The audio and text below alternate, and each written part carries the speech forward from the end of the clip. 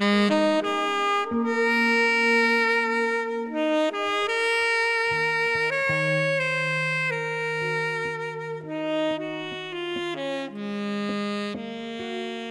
we think about the topic of ecstatic experience, I'm drawn back initially to my childhood. And when I was about 7 years old, I recall standing in our kitchen and near a radiator. I grew up in Western New York State. And there were some markings on the wall from, it was an old house, so that there were various layers of paint.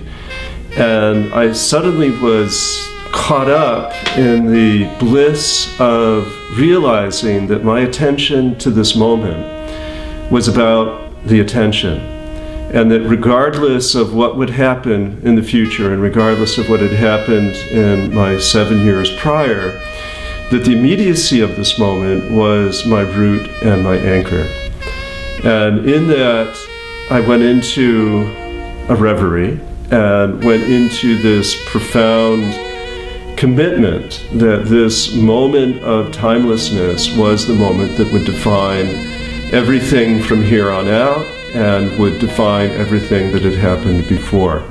So this gift of having an experience of the now became definitive for my identity. The word sat we find first in the Rig Veda, and this text is some 3,500 years old. And it was transmitted person to person for hundreds and hundreds and hundreds of years before it was actually even committed to writing.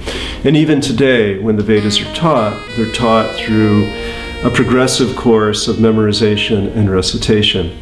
And in the Vedas, the word sat appears again and again.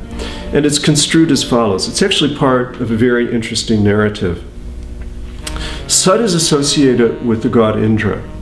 And Indra is the great warrior of the Rig Veda who encounters the dragon, Vritra, again and again and again.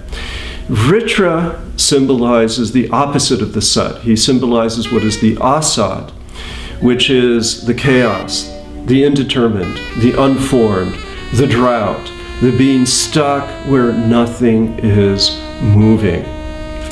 And if we look at the climate cycles of India, we see that they're on a monsoon climate, and that every June the monsoon starts, and with the coming of the monsoon, life can continue. And the monsoon lasts, maybe June, July, a little bit into August, and India receives all of its rainfall during that period, at least in the northern part of the country. And once it dries out, it becomes, first of all, very pleasant. The harvests come in, and then it becomes very, very, very hot.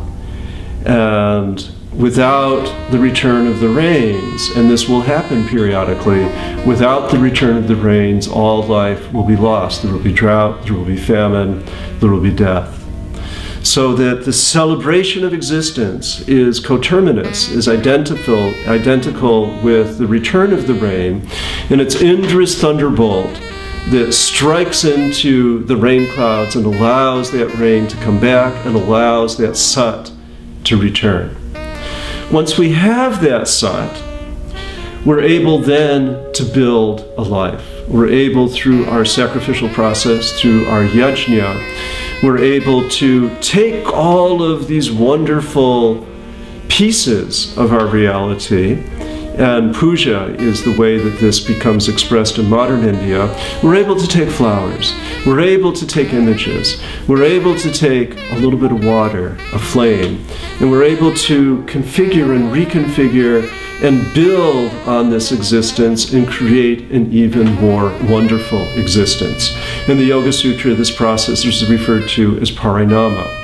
That we, through our facility within dharana, dhyana, samadhi, through our abilities in meditation, we're able to say no to certain things, we're able to absorb ourselves with the things that we love, and we're able to redirect the senses and redirect our understanding of time to create and to mold through our will a world that we then inhabit.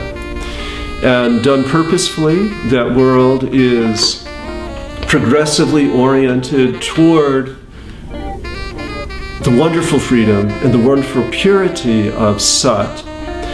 And when we experience that moment of Sat, when we have what Whitehead would call this moment of concrescence, where everything that was comes into being, everything that will be is anticipated and brought into the presence, that in that Sat, we have a dawning of consciousness. We have this dawning of Chit. And when we take the time to celebrate that moment, we can feel a tremendous ananda. We can feel an amazing bliss.